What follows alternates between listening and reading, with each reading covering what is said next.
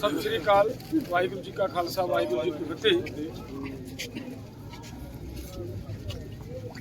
आप सबको बड़ी इंतजार थी कि प्रपोजल आई है, उसके ऊपर क्या किया है, क्या उसके बारे में कुछ तरह तरह के विचार चल रहे थे।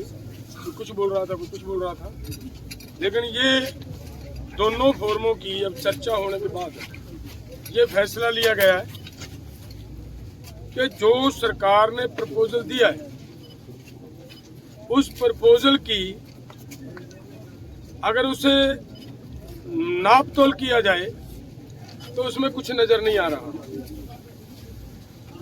अगर इसको ध्यान से देखेंगे तो माननीय मंत्री जी कल ये बता रहे थे कि सरकार अगर एमएसपी की गारंटी दालों के ऊपर देती है तो हमारा 1.5 लाख करोड़ रुपया हमारी जेब से खर्च होगा, हमारे बजट के ऊपर वेट पड़ेगा।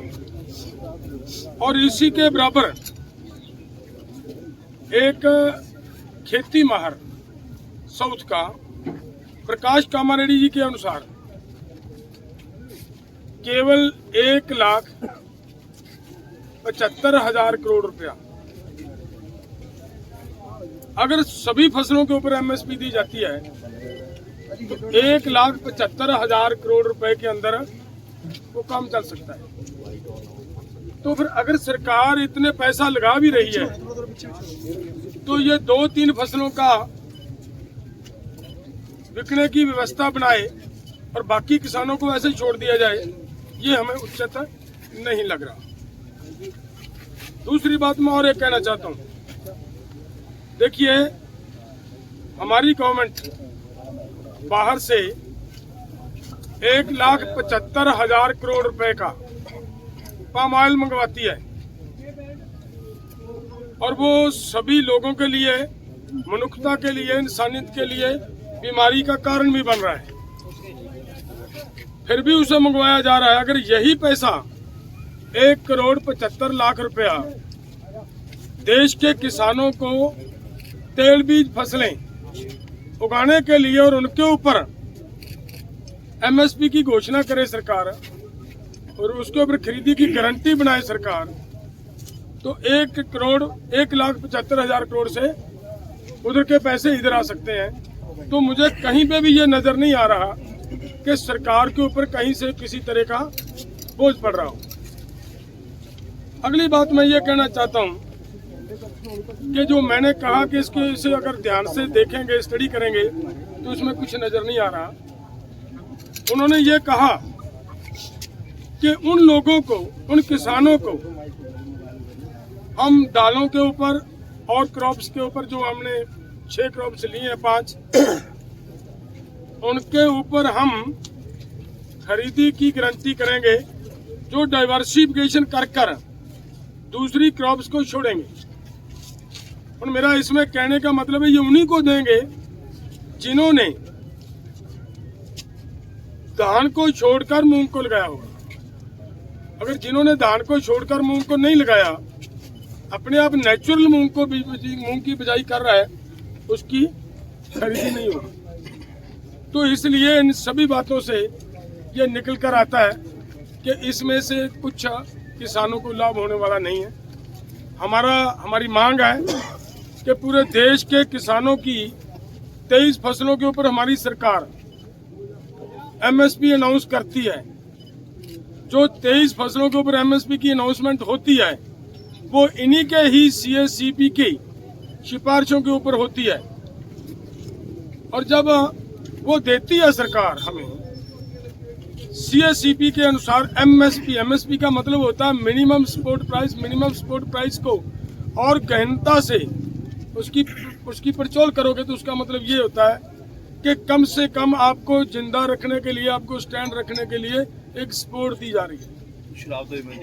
आपके लिए कोई भी उसमें इनकम देने वाली चीज कोई नहीं है उसमें, और वो भी देते हैं जब, और उसके ऊपर भी सारी फसलों की अगर हम ये मांगते हैं कि जितनी आप कम से कम भी दे रहे हो भाई, उतनी तो बिक जाए, हमारी उस रेट पे तो बिक जाए, और उसके लिए भी वो गारंटी का कानून ना दें तो इसका मतलब देश का किसान इसी तरह लूटता जा रहे, तो वो हमें स्वीकार नहीं है। इसलिए इन सभी तथ्यों के हिसाब से हम दोनों फोरमों ने आज बैठकर चर्चा करने के बाद ये फैसला लिया है कि ये जो प्रपोजल आई है, ये प्रपोजल किसानों के पक्ष की नहीं है, किसानों के हित की नहीं है, और इसके अनुसार हम इस प्रपोजल को रद्द करते हैं।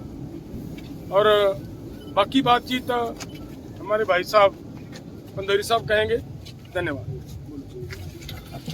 जैसा डल्लेवाल साहब जी ने बता दिया, भी हमने यकमुक्त इस प्रपोजल को रद्द कर दिया है, और जो ये कॉन्ट्रैक्ट फार्मिंग के नाम पर, डिवर्सिफिकेशन के नाम पर जो धान या गेहूं छोड़कर आएंगे उनके साथ लीगल कॉन्ट्रैक्ट करेगी भारत सरकार, उसमें ऐसा आ रहा था। तो जो बात थी भी अगर पहले से कोई सरसों बीज रहा है और वो उससे नहीं निकला, उसका कुछ नहीं मिलने वाला। जो पैसे पहले से ही ये दालें वगैरह जो बोल रहे हैं वो बीज रहा, तो इस कैटेगरी में नहीं आएगा। हाँ, जो धान या गेहूं को छोड़ेगा वो इस कैटेगरी में आएगा। तो ये अनाउचित हमें बातें नजर आई। हमने इसलिए समय लिया कि पूरे भारतवर्ष के लोग ये ना कहें कि सरकार ने कोई प्रस्ताव भेजा है तो ये आराम से ठंडे मन से सोचते भी नहीं है, उसको ठुकरा देते हैं। लेकिन जो मीटिंग में उन्होंने चाल चलने का यत्न किया वो पूरे देश के समक्ष आज हम रख रहे हैं कि ये असल में सरकार की नीयत पे खोट है। अगर नीति अच्छी होती, नीयत साफ होती, तो वो ऐसा ना करते। तो जैसे हरि दामोदरन जी का भी जिक्र है, अभी एक स्टडी करता के लिया था हरीश दामोदरन, उन्होंने भी कहा अभी भाई आप जो तेल बीज है 1,75,000 करोड़ का बाहर से मंगवाते हैं, तो यही अगर आप एमएसपी लीगल गारंटी कानून बना देंगे तो हमें नहीं लगता है कि इससे अधिक राशि की आवश्यकता है। तो हमारी मांग जो ही वही है कि सरकार एमएसपी गारंटी कानून 23 फसलों के ऊपर बना के दे, और जो फसलें रह जाएंगी उसके ऊपर स्टडी करने के बाद सभी फसलों के ऊपर हमें जो है एमएसपी लीगल गारंटी का कानून चाहिए। हम इसी स्टैंड करते हैं, इस पर ही आगे बात होगी। अब भारत सरकार बताएगी हमें भी उन्होंने कर्ज माफी के ऊपर का क्या क्या अभी तक स्टडी की है उन्होंने। हमने तो अपना विचार विमर्श करके आपको बता दिया कि हमारे मन में ये, हम इस प्रपोजल को रद्द करते हैं। अब कर्ज के ऊपर उन्होंने अपनी स्टडी करनी थी, वो क्या कर रहे हैं। जैसे गन्ने के ऊपर C2+ 100% और C2+ 50% का जो फार्मूला है उसके ऊपर भारत सरकार क्या कर रही है। इसी के साथ जैसे WTO से हमने बोला भी खेती सेक्टर को आप बाहर निकालिए, जैसे नरेगा पे ऊपर बात थी भी 200 दिन और 700 रुपया दिहाड़ी, ये सब बातों के ऊपर मंत्री महोदय बोलकर गए थे भी हम भी दिल्ली जाएंगे और वहां से अपनी सरकार से विचार करने के बाद इनको बताएंगे। तो दूसरा, जैसे भारत सरकार विहार दिखा रही है मीटिंग्स में भी, अगर इस प्रपोजल पे हमने बोला कर्ज के ऊपर बताइए, तो बोला पहले इस प्रपोजल पर आप अपनी बात करिए, आगे कर्ज के ऊपर बात करेंगे। और तो इस तरह की मीटिंगों में बातें चलती नहीं यार। हमने देखा जब से हम मीटिंगों में जा रहे हैं भारत सरकार के नुमाइंदे 3 घंटे बाद में आ रहे हैं। ये थोड़ा बात होती है। अब हमें समय आप 5:30 का दे रहे हैं, मीटिंग आप 8:10 में शुरू कर रहे हैं, तो इतना तो किसी के पास समय नहीं है। तो वार्ता अगर करनी है, जो समय आप देते हैं उसी समय, चलो 5-10 मिनट की कोई बात नहीं होती है आगे पीछे, तो वो हो जाना चाहिए। तो भारत सरकार की जो सीरियसनेस है वो मीटिंग शुरू होने के बाद ही पता चल जाती है। अभी बात हो जाने दीजिए। पंदेर साहब काइंडली 1 मिनट ਕਿ ਤੁਹਾਡਾ ਮੇਨ ਜਿਹੜਾ ਹੈਗਾ MSP ਦਾ ਇਸ਼ੂ ਹੈ ਉਸ ਤੇ ਨਹੀਂ ਤੁਸੀਂ ਰਿਜ਼ੋਲਵ ਕਰ ਰਹੇ। ਮੈਂ ਤੇ ਨਾ ਤੁਸੀਂ ਆ ਕੇ ਬਹਿ ਜਾਓ, ਤੁਸੀਂ ਦੱਸ ਦਿਓ ਤੁਸੀਂ ਕਿਹੜੀ ਗੱਲ ਆ। ਐਵੇਂ ठीक है। तो इस करके इसी तरह से जो अन्य मांगे हैं उन मांगों के ऊपर ही अभी हमने सरकार से मांग रहे हैं आपके माध्यम से कि वो बताए भी उनका निर्णय क्या है। और दूसरा, कल खनौरी बॉर्डर पर मनजीत सिंह जी पटियाला से थे, किसान की शहीदी हुई थी। तो पंजाब सरकार ने अभी तक उनका जो पार्थिव शरीर अस्पताल में पड़ा हुआ, ना तो उनका पोस्टमार्टम हुआ, ना उसको उचित राशि दी गई है। जो वादा था, हमने पंजाब सरकार को बोला था पॉलिसी क्लियर कीजिए भी, एक नौकरी और 5 लाख। अभी तक माननीय मुख्यमंत्री जी का बयान तक नहीं आया भी उन्होंने पॉलिसी क्लियर की नहीं है। इस तरह से अगर बॉर्डरों पे किसान शहीद होते रहे और अस्पतालों में उनके पार्थिव शरीर इस तरह से पड़े रहे, तो ये मुझे नहीं लगता उचित होगा। तो ये पंजाब सरकार सोचे। और जिस तरह से पंजाब में 7 जिलों में नेट बंद किए गए हैं, तो स्पष्ट करना चाहिए पंजाब सरकार को भी उन्होंने भी लिख के दिया है या उनकी भी मंशा है। जिस तरह से सामने आ रहा है भी डीसी पटियाला, उन्होंने सभी ब्रॉड बाइंडर को लिख के दिया है कि कोई मीडिया कर्मी हो, कोई भी हो, कोई ब्रॉड बाइंडर आपने देना नहीं है। तो वैसे कमर्शियल यूज के लिए जो नेट होता, उसके ऊपर कभी भी कोई पाबंदी नहीं होती। हम पंजाब सरकार से भी स्पष्ट करेंगे, आपके डीसी ने केंद्र पे कहने पे ऊपर लिख कर दिया है अथवा या पंजाब सरकार का निर्णय। अभी तक पंजाब सरकार ने स्पष्टता नहीं किया है कि ये जो पुल है, अगर ये पंजाब में आ रहा है तो आप इसका विरोध क्यों नहीं करते? आप बोलते हम लीगल नक्शा लेंगे, तो ले लीजिए। या आपका ऑपरेशन हरियाणा के साथ मिलकर चल रहा है, स्पष्ट तो कीजिए भी क्या हो रहा है। तो हम पंजाब सरकार से भी मांग करेंगे, जो हमने बातें उठाई उनको स्पष्ट कर दीजिए ये बात क्या है, किस तरह की है। तो ये तरह की बातें हैं, पंजाब में नेट बंद नहीं होना चाहिए। मुझे नहीं लगता केंद्र सरकार के पास इतने अधिकार हैं। अगर स्टेट सरकार को पूछे बगैर उसका नेट बंद कर दिया जाए। और बच्चों की पढ़ाई, अब स्कूलों में पेपर हो रहे हैं, तो इसके लिए कौन जिम्मेवार है? ਪਟੇਲ ਸਾਹਿਬ, ਤੁਸੀਂ ਮੀਟਿੰਗ ਦੇ ਵਿੱਚ ਸੀਐਮ ਸਾਹਿਬ ਨੂੰ ਬਿਠਾਉਂਦੇ ਹੋ, ਕੀ ਇਹ ਗੱਲਾਂ ਉਹਦੇ ਨਾਲ ਕੀਤੀਆਂ ਤੁਸੀਂ? दस दो। देखिए, जिस समय सीएम साहब ਨੂੰ ਮੀਟਿੰਗ ਦੇ ਵਿੱਚ ਬਿਠਾਇਆ ਗਿਆ, ਉਸ ਦਿਨ ਬਿਠਾਉਣ ਦਾ ਮੇਨ ਕਾਰਨ ਹੀ ਇਹ ਸੀ ਕਿ ਭਾਈ ਤੂੰ ਸਾਡੀ ਸਟੇਟ ਦਾ ਮੁੱਖ ਮੰਤਰੀ ਆ, ਤੇਰੀ ਸਟੇਟ ਦੇ ਲੋਕ ਨੇ ਔਰ ਤੇਰੀ ਸਟੇਟ ਦੇ ਵਿੱਚ ਦੂਸਰੀ ਸਟੇਟ ਆ ਕੇ ਬੈਰੀਕੇਡਿੰਗ ਕਰਕੇ ਬੈਠੀ ਆ ਔਰ ਤੇਰੀ ਸਟੇਟ ਦੇ ਵਿੱਚ ਬੈਠੇ ਲੋਕਾਂ ਦੇ ਉੱਤੇ ਅਥਰੂ ਗੈਸ ਦੇ ਗੋਲੇ ਸਿੱਟੇ ਜਾ ਰਹੇ ਆ। ਇਦੋਂ ਵੀ ਗਾਹਾਂ ਅਸੀਂ ਵੀ ਕਿਹਾ ਕਿ ਅਥਰੂ ਗੈਸ ਦੇ ਗੋਲਿਆਂ ਤੋਂ ਅੱਗੇ ਲੰਘ ਕੇ ਸਾਡੇ ਉੱਤੇ ਮੋਰਟਾਰ ਦੇ ਹਮਲੇ ਕੀਤੇ ਗਏ ਇੱਥੇ ਲੋਕਾਂ ਦੇ ਉੱਤੇ, ਜੋ ਅਤੀ ਨਿੰਦਣਯੋਗ ਹੈ। ਇਸੇ ਲਈ ਬਿਠਾਇਆ ਸੀਗਾ ਕਿ ਅੱਜ ਸਾਡਾ ਮੁੱਖ ਮੰਤਰੀ ਇਹਦੇ ਵਿੱਚ ਆਉਣਾ ਚਾਹੀਦਾ।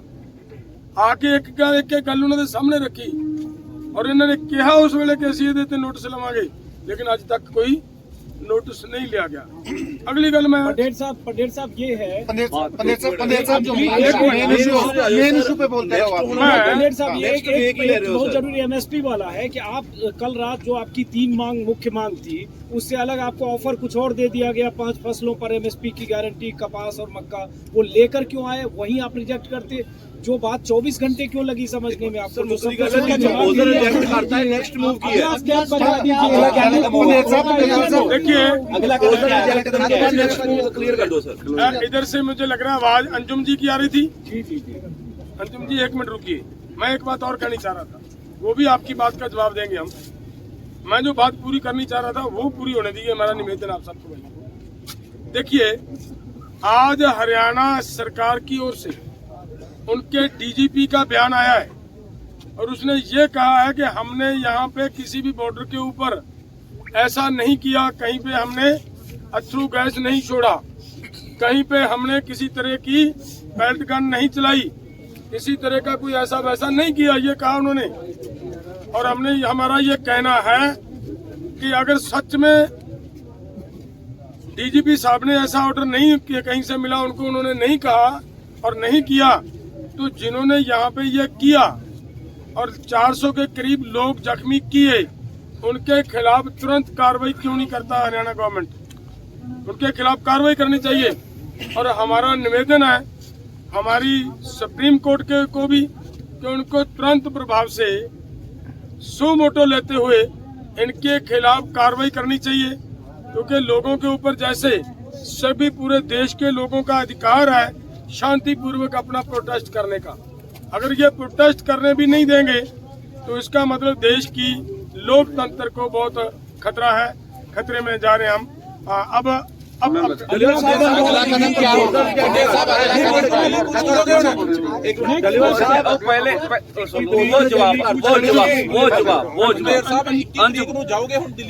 अंजुम जी का जवाब दे लें। मैं दे लेता।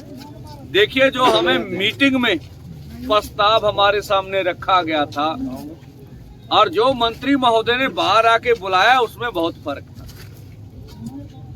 और उसमें बगैर फिर सोचे हम निर्णय करते, वो अच्छा नहीं था। मीटिंग में तो ये प्रस्ताव था कि इन 5 फसलों के ऊपर पूरे भारतवर्ष में खरीदी की जाएगी। और जैसे पंजाब का पैटर्न भी आप देखते खरीदी करने का, यहाँ APMC एक्ट चल रहा है, मंडी बोर्ड है बैठा हुआ, मार्केट कमेटी से है, इसमें भी सरकार तो परचेज करती है, ठीक है। तो हमने तो ये लिया भी इसी तरह से पूरे देश भर में ये मुडला ढांचा खड़ा करेंगे और पूरे देश भर को कुछ फसलों पे MSP मिल रही है तो मिलेगी। पर जब मंत्री महोदय बाहर आके बोले तो तब वो बात क्लियर हुई भी असल में मंशा तो ये है। और इस समय में केंद्र की नीयत तो सबके सामने आ गई कि केंद्र वार्ता में कुछ और बात कहता है, बाहर निकल के PC में कोई और बात करता। तो इसलिए हमारा इसके ऊपर सोचना जरूरी था। मंत्री जी का बयान हमने आराम से सुना, स्टडी की और सभी से बात करके इसको रद्द कर दिया। और आप ठीक बोल रहे हैं। अगर उन्होंने मंत्री जी ने कहा कि बहुत इनोवेटिव और आउट ऑफ बॉक्स आइडिया किसानों की तरफ से आया, किसान भाइयों ने कहा।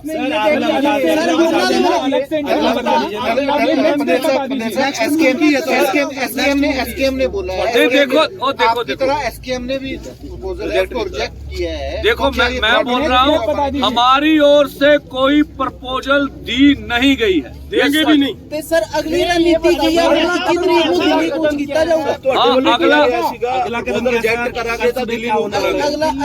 बिल्कुल पीसफुली ढंग नाल 21 ਤਰੀਕ ਨੂੰ 11 ਵਜੇ ਆਪਾਂ ਦਿੱਲੀ ਵੱਲ ਨੂੰ ਮੂਵ ਕਰਾਂਗੇ। ਤੇ ਉਹਨਾਂ ਦੇ ਵੱਲੋਂ ਕਿਹਾ ਜਾ ਰਿਹਾ ਕਿ ਸਾਊਂਡ ਗੱਲਾਂ ਮੰਗਾਈਆਂ ਗਈਆਂ ਨੇ ਕਿਸਾਨਾਂ ਨੂੰ ਪਿੱਛੇ ਧਕੇਲਣ ਦੇ ਲਈ।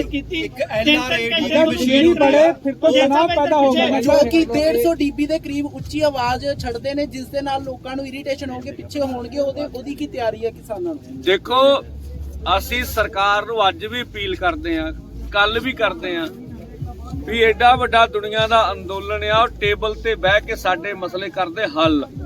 ਇੱਕ ਜਾਂ ਸਾਨੂੰ ਪੀਸਫੁਲੀ ਢੰਗ ਨਾਲ ਬੈਰੀਕੇਡ ਹਟਾ ਕੇ ਦਿੱਲੀ ਜਾਣ ਦੇਵੇ। ਹੁਣ ਇਹ ਦੋਵੇਂ ਕੰਮ ਨਹੀਂ ਹੁੰਦੇ, ਸਾਡੀ ਮਜਬੂਰੀ ਆ ਨਾ, ਅਸੀਂ ਫਿਰ ਅੱਗੇ ਵਧੀਏ, ਠੀਕ ਆ। ਇਸ ਕਰਕੇ ਜਿਹੜਾ ਤੁਸੀਂ ਕਰ ਰਹੇ ਹੋ ਵੀ ਉਹਨਾਂ ਨੇ ਜ਼ੋਰ ਨਾਲ ਆਵਾਜ਼ ਕਰਨ ਵਾਲੀ ਮਸ਼ੀਨ ਲਾਈ ਹੋਈ ਆ, ਕਿਸੇ ਦਾ ਕੰਨ ਬੋਲਾ ਹੋ ਸਕਦਾ। प्लान B की है जी। पूरी होना तो यार साथ तनाव अगर पैदा होगा ना, अगर ਸਰ ਇਹਦਾ ਜਵਾਬ ਦੇ ਦਿਓ। ਹਾਂ, ਜਿਹੜੀ ਸਾਊਂਡ ਗਨ ਆ, ਇਹ ਭਾਰਤ ਦੇ ਲੋਕਾਂ ਤੇ ਵਰਤੀ ਨਹੀਂ ਜਾਣੀ ਚਾਹੀਦੀ। ਅਸੀਂ ਕੋਈ ਬਾਹਰ ਦੇ ਥੋੜੇ ਆ, ਇਸ ਦੇਸ਼ ਦੇ ਨਾਗਰਿਕ ਆ, ਕਿਸਾਨ ਆ, ਮਜ਼ਦੂਰ ਆ। ਤਾਂ ਸਾਨੂੰ ਜਾਂ ਤੇ ਪੁਰਅਮਨ ਢੰਗ ਨਾਲ ਆਪਣਾ ਅੰਦੋਲਨ ਚਲਾਉਣ ਦਾ ਹੱਕ ਦਿੱਤਾ ਜਾਵੇ, ਜਾਂ ਸਰਕਾਰ ਉਹਨਾਂ ਕੋਲੇ ਹੁਣ ਡਿਸਕਸ਼ਨ ਦੀ ਲੋੜ ਨਹੀਂ ਹੈਗੀ, ਅਸੀਂ ਮੀਟਿੰਗ ਜਾ ਕੇ ਡਿਸਕਸ ਕਰੀਏ। ਹੁਣ ਤਾਂ ਸਰਕਾਰ ਨੂੰ ਫੈਸਲੇ ਕਰਨ ਦੀ ਲੋੜ ਹੈਗੀ, ਉਹ ਫੈਸਲੇ ਕਰੇ।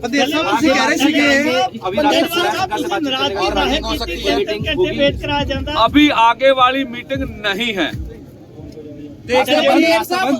ऐसा नहीं कहा। हम वार्ता के लिए हमेशा तैयार हैं।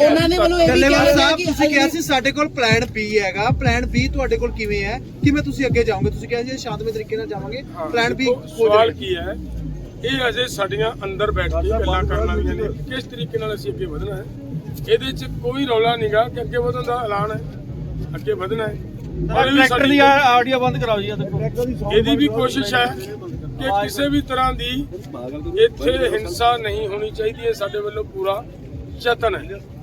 ਸਾਰੇ ਅਸੀਂ ਆਪ ਦੀ ਇਸ PC ਦੇ ਮਾਧਿਅਮ ਤੋਂ ਸਾਡੇ ਇਸ ਅੰਦੋਲਨ ਦੇ ਵਿੱਚ ਔਰ ਉਧਰਲੇ ਅੰਦੋਲਨ ਦੇ ਵਿੱਚ ਜਿੱਥੇ ਬੈਠੇ ਹਮਾਰੇ ਕਿਸਾਨ ਸਾਥੀ ਹੈ, ਸਭ ਨੂੰ ਸਾਡੀ ਹੱਥ ਜੋੜ ਕੇ ਅਪੀਲ ਹੈ ਕਿ ਸ਼ਾਂਤੀ ਬਣਾ ਕੇ ਹੀ ਅੰਦੋਲਨ ਜਿੱਤੇ ਜਾਂਦੇ ਨੇ।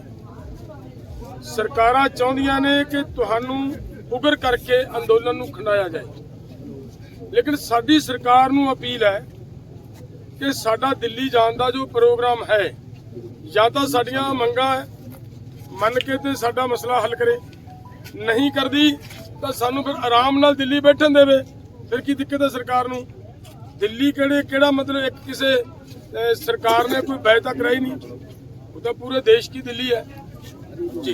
ਤੁਸੀਂ ਵੱਖਰੀ ਥਾਂ ਮੰਗੀ ਸੀ ਦਿੱਲੀ ਬੈਠਣ ਲਈ, ਅਗਰ ਨਹੀਂ ਮਿਲਦੀ ਹੈ ਤਾਂ ਫਿਰ ਉਸੇ ਤਰ੍ਹਾਂ ਸਿੰਘੂ ਬਾਰਡਰ ਵਗੈਰਾ ਟਿਕਰੀ ਵਗੈਰਾ ਬੈਠੂਗੇ ਜਿਵੇਂ ਪਹਿਲਾਂ ਬੈਠੇ ਸੀ। ਦੇਖੋ ਅਸੀਂ ਤਾਂ ਜੰਤਰ ਮੰਤਰ ਮੰਗੀ ਸੀ, ਵੱਖਰੀ ਕੋਈ ਨਹੀਂ ਸੀ ਮੰਗੀ ਹੈਗੀ। ਹੁਣ ਜੰਤਰ ਮੰਤਰ ਤੇ ਸਰਕਾਰ ਨੇ ਕੋਈ ਦੱਸਿਆ ਨਹੀਂ ਹੈਗਾ। ਉਹਨਾਂ ਦੇ ਵੱਲੋਂ ਇਹ ਵੀ ਕਿਹਾ ਗਿਆ ਹੈ ਕਿ ਜਿਹੜਾ ਧਰਨਾ ਤੇ ਮੀਟਿੰਗ ਆ ਉਹ ਇੱਕੋ ਟਾਈਮ ਤੇ ਨਹੀਂ ਹੋ ਸਕਦੇ। ਅਗਲੀ ਵਾਰ ਜਦੋਂ ਆਓਗੇ ਤੇ ਧਰਨਾ ਖਤਮ ਕਰਕੇ ਆਓ, ਆਪਾਂ ਤੁਹਾਡੀ ਮੰਗਾਂ ਮੰਨ ਲਾਂਗੇ। ਦੇਖੋ ਇਸ ਰੂਪ ਵਿੱਚ ਤਾਂ ਨਹੀਂ ਗੱਲ ਆਈ। ਚੱਲ ਜੇ ਤੁਹਾਡੇ ਕੋਲ ਸੋਰਸ ਕੋ ਵੱਖਰੇ ਨੇ, ਐ ਨਹੀਂ ਹੁੰਦਾ। ਅਸੀਂ ਹਮੇਸ਼ਾ ਅੰਦੋਲਨ ਦੇ ਵਿੱਚ 3 ਵਾਰੀ ਸਰਕਾਰ ਆ ਗਈ, ਠੀਕ ਆ, ਤਾਂ ਉਹਨੇ ਗੱਲਬਾਤ ਵੀ ਕੀਤੀ ਹੈਗੀ ਆ। ਤੋ ਇਸ ਕਰਕੇ ਜੇ ਇਸ ਕਿਸਮ ਦੀ ਅਪਰੋਚ ਕਿਤੇ ਕੇਂਦਰ ਦੀ ਹੈਗੀ ਆ ਤੇ ਮੈਨੂੰ ਲੱਗਦਾ ਇਹ ਕੋਈ ਲੋਕਤਾਂਤਰਿਕ ਤਰੀਕਾਕਾਰ ਨਹੀਂ ਹੈਗਾ। सर 21 तारीख को अगर आप जाएंगे 11 बजे तो फिर जो वायलेंस होगा उसके जिम्मेदारी आप बताइए, ये जो बैरिकेड लगा आपको इसका वायलेंस नहीं दिखता है? जो बाहर 25,000 अर्धसैनिक फोर्स लगे उसका वायलेंस नहीं दिखता है? हम तो अपनी तौर से वायलेंस नहीं करेंगे। अब स्टेट वायलेंस करना चाहता उसकी मर्जी है, हम नंगे हाथ हैं भाई, करेंगे। लेकिन आप बैरिकेडिंग तोड़ेंगे तो वहाँ सैकड़ों पुलिस वाले सुरक्षा कर्मी, उनकी ड्यूटी ऊपर से लगाई गई है, वो अपनी ड्यूटी निभाएंगे तो फिर हिंसा और टकराव होगा ना पंडित साहब। ये जिम्मेदारी तो फिर आप लोगों पे भी आएगी।